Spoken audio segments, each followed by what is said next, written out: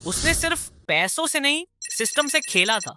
एक खेल ऐसा था कि पूरा देश देख रहा था कैसे एक इंसान पूरे शेयर बाजार को अपने इशारों पर नचा रहा है। उसका नाम था हर्षद मेहता। स्कैम डी में जो आपने देखा वो सिर्फ एक कहानी थी, लेकिन आज मैं जो बताने जा रहा हूं वो है असली हकीकत।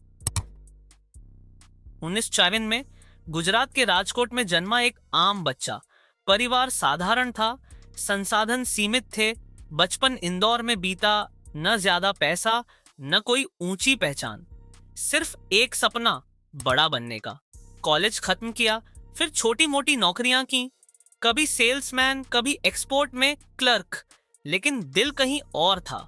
दिल था दलाल स्ट्रीट में।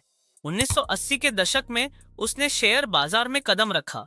एक छोटी ब्रोकरेज कंपनी में क्लर्क की नौकरी से शुरुआत की, लेकिन वहीं से सीखा पैसे का असली खेल। धीरे धीरे वो सिर्फ शेयर खरीदने वाला नहीं रहा, वो शेयर बाजार को चलाने वाला बन गया। उसकी चाल समझ से बाहर थी। लोग कहते जब हर्षद खरीदे तो पूरा बाजार ऊपर जाता, और जब वो बेचे बाजार नीचे गिरता। हर्षद मेहता बन गया बिग बुल, एक ऐसा नाम जिसने दलाल स्ट्रीट की परिभाषा बदल दी। लेकिन जो दिखता है वो हमेशा सच नहीं होता। उसके पीछे एक ऐसा राज छुपा था जिसका पर्दाफाश होने वाला था, और ये राज पूरी अर्थव्यवस्था को हिलाकर रख देगा। ये तो सिर्फ शुरुआत थी, असल खेल अब शुरू होता है। क्या आप जानना चाहते हैं हर्षद मेहता ने आखिर किया क्या था?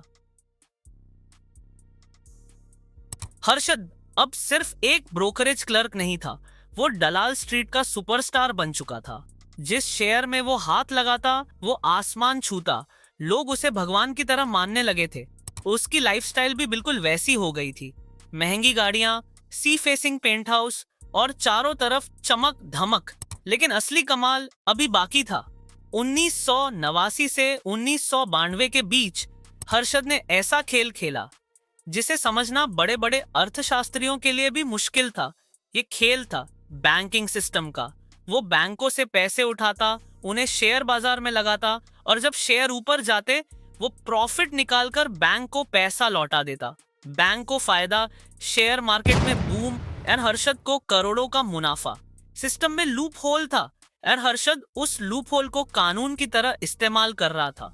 वो बैंक रिसिप्ट्स, बीआरएस का इस्तेमाल करता, जिन्हें एक बैंक से दूसरे बैंक को दिखाकर कागजों पर ही करोड़ों की डील कर लेता।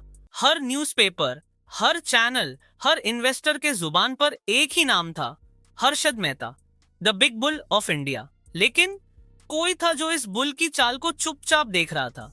एक जर्नलिस्ट जिसने एक छोटा सा सुराग पकड़ा। एक बैंक में अचानक से करोड़ों रुपए का लेन देन, बिना किसी ठोस दस्तावेज के। उन्हें शक हुआ और फिर शुरू हुई तहकीकात। कुछ ही हफ्तों में उन्होंने वो सच उजागर किया जिससे पूरा देश हिल गया।